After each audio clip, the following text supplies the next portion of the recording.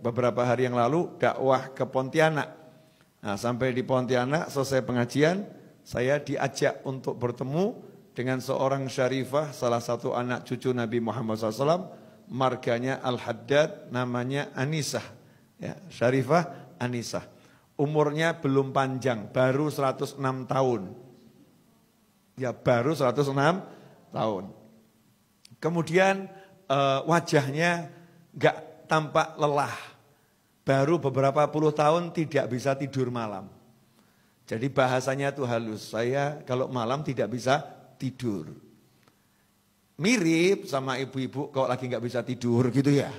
Udah 5 hari saya enggak bisa tidur. Tapi ngapain? Nonton sinetron, ya baca komik, lihat tayangan-tayangan yang ada di media sosial, sibuk lihat TikTok, IG dan lain sebagainya. Kenapa nggak bisa tidur, cari tidur? Kalau Syarifah Anisah ini lain, sekian puluh tahun nggak bisa tidur, itu kalau dari jam 9 sampai kurang lebih jam 1, itu zikir. Jam 1 sampai subuh, sholat. Mirip ya. Setelah itu habis subuh matahari terbit, tidur. Ya, jam berapa bangunnya? Kalau kita balas dendam, jam 2, jam 1 baru bangun. Syarifah Anisah enggak, jam 9 sudah bangun. Ngapain? Sholat duha. Tidur lagi kapan? Yaitu nanti habis subuh.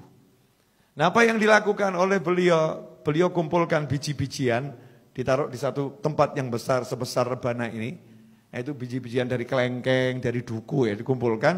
Nah, kemudian diambil 2 wadah, yang satu isi biji-bijian, yang satu kosong. Jam 9 itu duduk nyantai, duduk atahiyat akhir di sejadahnya.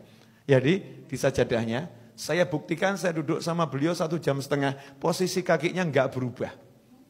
Sementara kita yang muda-muda sudah ganti-ganti. Ya, sudah ganti-ganti. Ini beliaunya masih atahiyat akhir santai gitu ya. Kemudian yang dibaca apa zikirnya? 1 istiqomah, surat Al-Ikhlas. Bismillahirrahmanirrahim. Qul huwallahu ahad. Sampai selesai, kemudian ditaruh di tempat yang kosong. Terus gitu, sampai pindah semua. Ya, sampai pindah semua. Besoknya gantian, yang sini dipindah ke sini. Sehingga beliau enggak pakai tasbih. Ya, enggak pakai tasbih untuk yang zikir malam itu, enggak pakai tasbih. Karena tasbihnya kalau mau dibuat seberapa panjang itu.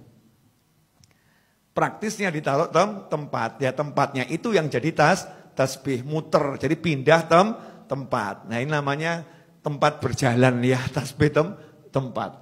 Ditanya sama anak-anaknya, yang anaknya jumlahnya 5, cucunya kurang lebih 20-30, cicitnya baru 50. Baru sedikit. Jadi kalau kumpul enggak usah ngundang-ngundang orang, sudah penuh. Ya, kalau diundang makan semua cucu cicitnya ikut, selesai itu. Rame. Nah, ini Syarifah Anisah ini ditanya kenapa kok seperti itu. Kata beliau, nanti kalau saya ketentuan Allah datang, saya meninggal dunia, maka saya pengen setelah dikubur nanti biji-bijian ini ditaburkan di atas makam saya biar jadi saksi yang nolong saya.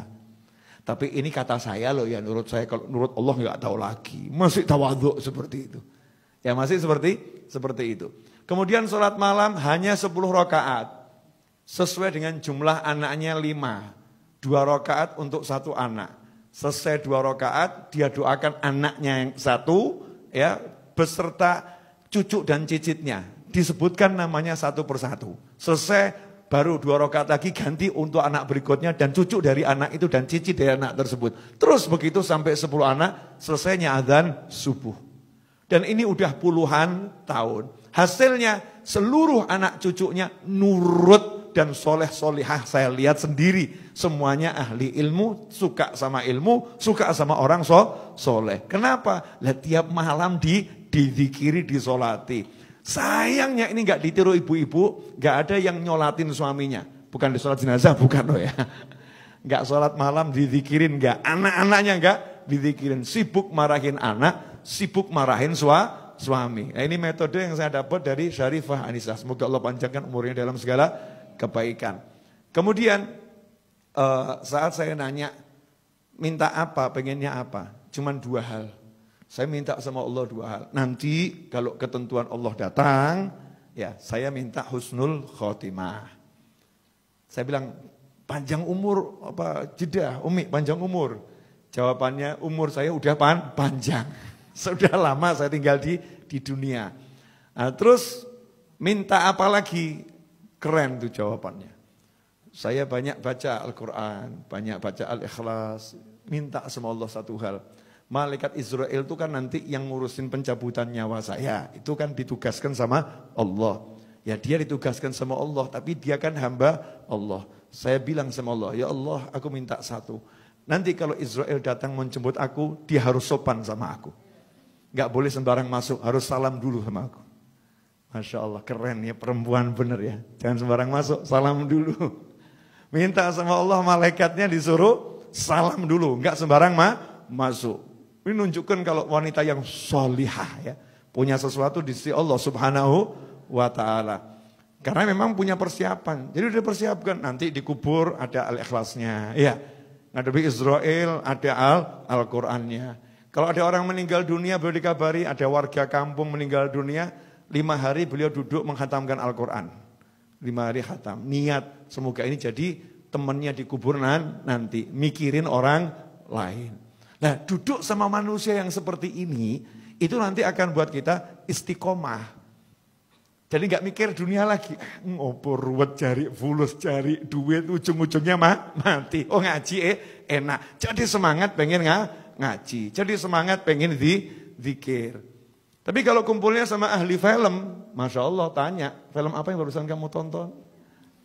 Ya, ada koleksi drama apa yang terbaru? Ya, di mana lihatnya? Jadi pengen lihat, terpanggil untuk itu. Rusak nanti istiqomah kita. Maka biar kita bisa istiqomah, ya kita dengarkan kisahnya orang-orang yang istiqomah. Baik yang masih hidup maupun yang sudah meninggal dunia. Karena taksirnya, pengaruhnya ke hati itu sangat nyata.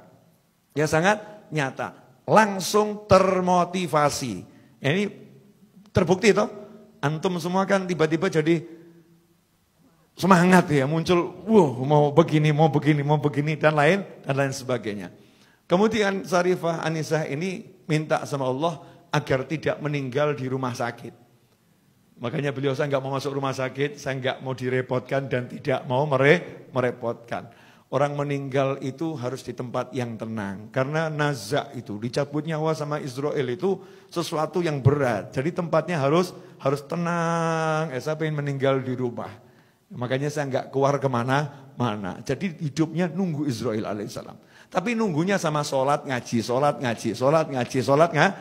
Sementara kita belas nggak nunggu.